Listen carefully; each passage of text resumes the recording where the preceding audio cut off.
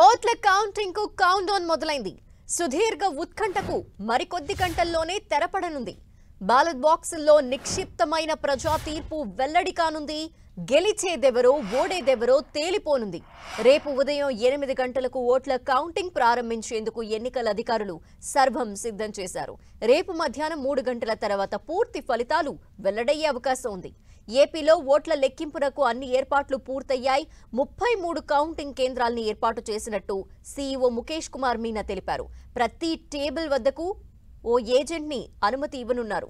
అయితే ఏజెంట్ వద్ద pen paper తప్ప ఎలాంటి వస్తువులు ఉండకూడదని ఆదేశాలు జారీ చేశారు. అన్ని జిల్లాల ఎన్నికల అధికారులతో ఓట్ల లెక్కింపు ఏర్పాట్లపై సమీక్షించారు. ఈవీఎంలను సీల్ చేసే విధానం, స్టాట్యూటరీ నివేదిక, రౌండ్ వైజ్ నివేదికలు పంపించేందుకు ప్రత్యేక బృందం ఏర్పాటుపై సూచనలు చేశారు. ఇండెక్స్ కార్డ్, 3 అంచెల భద్రతా వ్యవస్థ ఏర్పాటు తదితర అంశాలపై చర్చించారు.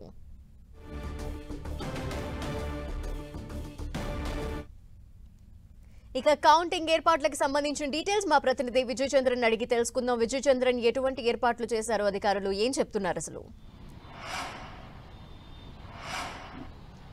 ఆంధ్రప్రదేశ్లో కౌంటింగ్ ఏర్పాట్లన్నింటినీ కూడాను పకడ్బందీగా ఎన్నికల యంత్రాంగం అంతా కూడా పూర్తి చేసిందని చెప్పవచ్చు. రేపు జరగబోయేటువంటి కౌంటింగ్ సంబంధించి ఈవీఎంలన్నింటినీ కూడాను భద్రంగా కౌంటింగ్ సెంటర్లకు చేర్చేందుకు అన్ని ఏర్పాట్లు అధికార యంత్రాంగం చేయింది. కౌంటింగ్ సెంటర్ల వద్ద 144 సెక్షన్ అమలు చేస్తున్నారు. 33 కౌంటింగ్ సెంటర్ల వద్ద ఈ కౌంటింగ్ జరగనుంది. 25 పార్లమెంటు నియోజకవర్గాలకు సంబంధించి హెడ్ క్వార్టర్లో కౌంటింగ్ ఉంటుంది. అలాగే దీనికి సంబంధించి మరో 8 అదనంగా ఏర్పాటు చేయడం జరిగింది. అంటే ఆయా ప్రాంతాల్లో ఏవైతే ట్రాఫిక్ సమస్య అయితేనేమి, ఫెసిలిటీస్ లేకపోవడం, వీటన్నిటి దృష్ట్యా ఈ కౌంటింగ్ సెంటర్లను మరో 8 పెంచడం జరిగింది. ఇక్కడ మనం ఇప్పుడు విజయవాడలో ఉన్నటువంటి ఇందిరాగాంధీ మున్సిపల్ స్టేడియంలో ఉన్నటువంటి స్ట్రాంగ్ రూమ్ వద్ద ఉన్నాం. ప్రతి స్ట్రాంగ్ రూమ్ వద్ద కూడాను పూర్తి స్థాయిలో ఫించింగ్ ఏర్పాటు చేసి ఎవరూ ఈ ప్రాంతాలకు వెళ్లకోకుండా తగిన చర్యలు తీసుకుంటా ఉన్నారు. రేపు జరగబోయేటువంటి ఈ కౌంటింగ్ సంబంధించి శాంతి భద్రతలో అదుపులో ఉంచేందుకు కోసం అని చెప్పేసి అదనంగా బలగాలను తీసుకుని రావడం జరిగింది. ఉద్రిక్త పరిస్థితులు ఏర్పడకుండా కౌంటింగ్ రోజు అయితేనేమి, ఆ తర్వాత ఫలితాలు వచ్చిన తర్వాత కూడాను ఎక్కడే గానీ, గ్రామాల్లో ఎక్కడే గానీ ఉద్రిక్త పరిస్థితులు ఏర్పడకుండా తగిన జాగ్రత్తలు తీసుకుంటున్నారు. ప్రధానంగా చూస్తే ఎక్కడెక్కడైతే కనుక ఈ ఉద్రిక్త పరిస్థితులు నెలకొన్నాయో అత్యంత సమస్యాత్మక ప్రాంతాలు, ఆ ప్రాంతాల్లో ప్రధానంగా దృష్టి పెట్టారు. మొదట ఈ పోస్టల్ బ్యాలెట్లను లెక్కిస్తారు. ఆ తర్వాత ఈవీఎంల కౌంటింగ్ ఉంటుంది. ప్రతి కౌంటింగ్ టేబుల్ వద్ద ఒక ఏజెంట్ నియమించుకునేందుకు, తర్వాత ఆర్ఓ టేబుల్ వద్ద అభ్యర్థి లేనప్పుడు మాత్రమే మరొక ఏజెంట్కు అవకాశం కల్పిస్తారు. అభ్యర్థి అట్లా బయటికి వెళ్లి ఏదైనా పని మీద ఎవరితోనో మాట్లాడడానికి వెళ్లినా కూడాను అక్కడ మాత్రమే ఒక ఏజెంట్ను ఏర్పాటు చేసుకోవడానికి అవకాశం ఉంటుంది. కౌంటింగ్ కేంద్రంలో వచ్చే ఏజెంట్ల వద్ద ఫామ్ 17C పెన్ను లేకుంటే పెన్సిలు, తర్వాత ఇవి మాత్రమే ఉండాలి. అంతకుమించి వేరే సెల్ ఫోన్లు కానీ ఇతర వస్తువులు ఏవే కానీ ఉండకూడదని చెప్పేసి ఎన్నికల కమిషన్ ఆదేశాలు జారీ చేసింది. అంతేకాకుండా ఓట్ల లెక్కింపు కేంద్రాల వద్ద ఫైర్ సేఫ్టీకి సంబంధించినటువంటి భద్రతా ప్రమాణాలు అన్ని కూడాను తీసుకుంటా ఉన్నారు. ఈ అగ్నిమాపక శాఖ నుండి ధృవీకరణ పత్రం తప్పనిసరి అని చెప్తున్నారు. ఈ కౌంటింగ్ కేంద్రం వద్ద ఎవరైనా కూడా గుమ్మిగూడితే కనుక వాళ్ళని వెంటనే అరెస్ట్ చేసి అదుపులోనికి తీసుకునేందుకు కోసము అన్ని ఏర్పాట్లను చేయడం జరుగుతూ ఉంది. 144 సెక్షన్ అమలు చేస్తా ఉన్నారు. ఈ కౌంటింగ్ కేంద్రంలో ఎవరే గాని గొడవలు సృష్టించినా లేకుంటే ఏదైనా గొడవ పైన కూడా నిర్దాక్షిణ్యంగా వారిని ఆ ఏజెంట్లను బయటికి పంపించాలా అని చెప్పేసి ఎన్నికల కమిషన్ ఆదేశాలు జారీ చేసింది. కౌంటింగ్ కేంద్రంలో ఎవరు గొడవలు పడినా కూడాను వారి ఎడల కఠిన చర్యలు తీసుకోవాలి, వారి మీద కేసులు కట్టాలి అని చెప్పేసి కూడా ఆదేశాలు జారీ చేయడం జరిగింది. ఈవీఎంల కౌంటింగ్ కింద ఈవీఎంల భద్రత విషయం కూడా చాలా జాగ్రత్తగా తీసుకుంటున్నారు. ఎవరే గానీ గొడవలు సృష్టించి ఈవీఎంల మీద దాడి చేయడం లాంటివి ఏవి చేయకోకుండా తగిన చర్యలు తీసుకోవడం జరుగుతూ ఉంది. Thank you Vijay Chandran. ఇటు తెలంగాణలోనూ లోక్సభ ఎన్నికల ఓట్ల లెక్కింపునకు అన్ని ఏర్పాట్లు పూర్తయ్యాయి. తెలంగాణలో పార్లమెంటుతో పాటు సికింద్రాబాద్ అసెంబ్లీ ఉప ఎన్నిక ఓట్లను కూడా రేపే లెక్కించనున్నారు. రాష్ట్రంలో మొత్తం 34 కౌంటింగ్ కేంద్రాలను ఏర్పాటు చేశారు. రేపు ఉదయం 8 గంటలకు మొదట బ్యాలెట్ ఓట్లని లెక్కించనున్నారు. పోస్టల్ బ్యాలెట్ ఓట్ల లెక్కింపు కోసం 276 టేబుళ్లని ఏర్పాటు చేశారు. లోక్సభ ఎన్నికలో 2,18,000 పోస్టల్ బ్యాలెట్లు ఓట్లు పోలయ్యాయి. పోస్టల్ బ్యాలెట్ల ఓట్ల లెక్కింపు తర్వాత ఈవీఎం బాక్సులని ఓపెన్ చేసి ఓట్లు కౌంటింగ్ చేయనున్నారు.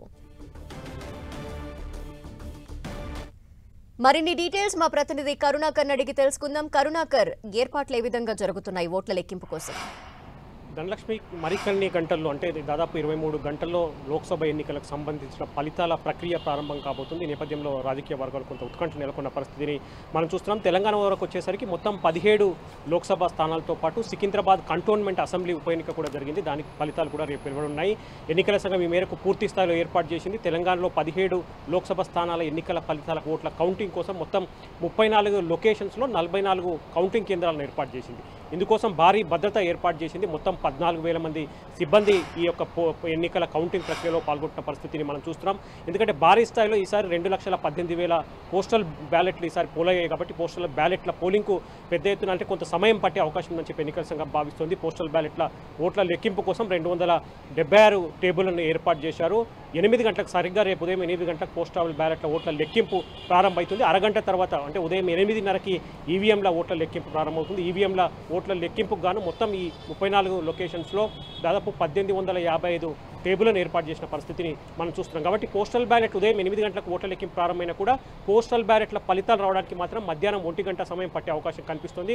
కాబట్టి ముందుగా పోస్టల్ బ్యాలెట్ల ఓట్ల లెక్కింపు ప్రారంభమైనప్పటికీ కూడా ఆ తర్వాత అరగంట కంటే 8:30కు ఈవీఎంల ఓట్ల లెక్కింపు ప్రారంభమవుతుంది. కానీ మొదటి ఫలితం మాత్రం ఈవీఎంలదే వచ్చే అవకాశం మనకు స్పష్టంగా కనిపిస్తుంది. తెలంగాణలో మొదటి లోక్సభ ఫలితం అంటే సెగ్మెంట్ ఫలితం వచ్చేసరికి 11 గంటలు ఉదయం 11 నుంచి 12 గంటల మధ్య మొదటి ఫలితం వచ్చే అవకాశం అని చెప్పి ఎన్నికల సంఘం భావిస్తున్న పరిస్థితిని మనం చూస్తున్నాం. మొత్తం మీద పటిష్టమైన భద్రత అంటే 3 అంచెల భద్రతను ఏర్పాటు చేసింది. 12 కేంద్ర బలగాలతో పూర్తి స్థాయిలో 3 అంచెల భద్రత ఏర్పాటు చేశారు. ఏదైతే ఇప్పుడు స్ట్రాంగ్ రూమ్లో ఈవీఎంలు ఉన్నాయో స్ట్రాంగ్ రూమ్ నుంచి కౌంటింగ్ కేంద్రాలకు తరలించే టైపు పూర్తి స్థాయిలో లైవ్ వెబ్కాస్ట్ను ఏర్పాటు చేయడం జరిగింది. కౌంటింగ్ కేంద్రాల వద్ద కూడా పూర్తి స్థాయిలో పటిష్ట భద్రత ఏర్పాటు చేశారు. ఎన్నికల సంబంధించిన సిబ్బంది ఆ ఏజెంట్లు మిగతా ఎవరిని కూడా లోపలికి అనుమతించలేదు. లోపలికి సెల్ ఫోన్ కూడా అనుమతి లేదని చెప్పి ఇప్పటికే ఈసీ స్పష్టం చేసిన పరిస్థితి మనం చూస్తున్నాం. కాబట్టి రేపు తెలంగాణ లోక్సభ ఎన్నికలు చూసినట్లయితే లోక్సభ ఫలితాలు చూసినట్లయితే సరాసరిగా 18 నుంచి 20 రౌండ్లలో ఈ ఫలితాలు తేలే అవకాశం కనిపిస్తుంది. కానీ చొప్పదండి తర్వాత ఆర్మూరు భద్రాచలం అశ్వరావుపేట ఈ యొక్క నియోజకవర్గాలు చూసినట్లయితే అతి తక్కువ మూడు నియోజకవర్గాల్లో అతి తక్కువగా 13 రౌండ్లలో ఫలితం తేలే అవకాశం కనిపిస్తుంది. అత్యధికంగా 24 రౌండ్లలో మరో 3 నియోజకవర్గాల ఫలితాలు తేలే అవకాశం కనిపిస్తుంది. కాబట్టి మొత్తంగా రేపు ఫలితాలు పూర్తి స్థాయిలో వెలువడేసరికి మధ్యాహ్నం 3 నుంచి 4 గంటల సమయం పట్టే అవకాశం కనిపిస్తుంది. Thank you Karunakar.